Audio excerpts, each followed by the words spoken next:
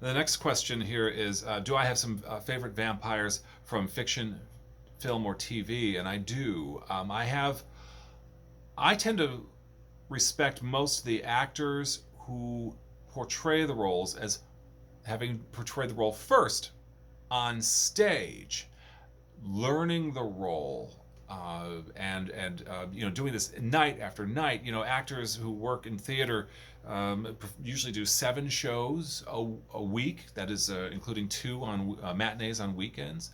So you really get to understand the character you're playing, but also develop some strong opinions about how the character should be portrayed. And 2 actors come to mind as portraying the role on stage before they went to film, and they are Bela Lugosi, who performed the role on Broadway in 1927 and 28 before playing Dracula in the 1931 Universal film.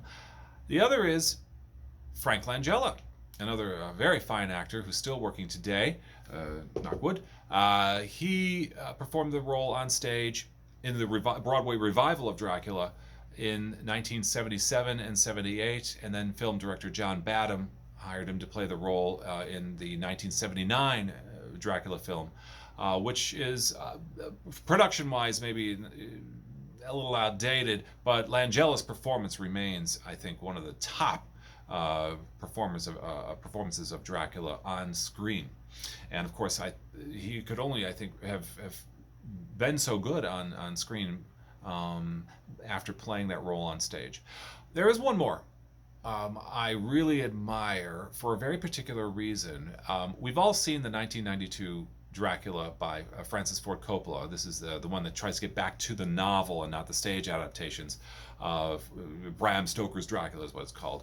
And Gary Oldman's performance as Dracula is notable for lots of reasons, but I'll focus on one, and that is with his Eastern European hairdo and armor, those various times when we see him as Vlad the Impaler, or when Jonathan Harker comes to Castle Dracula hundreds of years later to sign a real estate deal with Dracula. And even when Dracula finally comes back to England, we see with his accent and his demeanor, his mannerisms. Gary Oldman, more than any other Dracula, I think, actor, reminds us that Dracula was an immigrant. And that's so interesting because when Bram Stoker was creating Dracula and writing the book in the 1890s, Victorian Englishmen and women were all very suspicious of anybody who came from another land. And this includes continental Europe and especially Eastern Europe.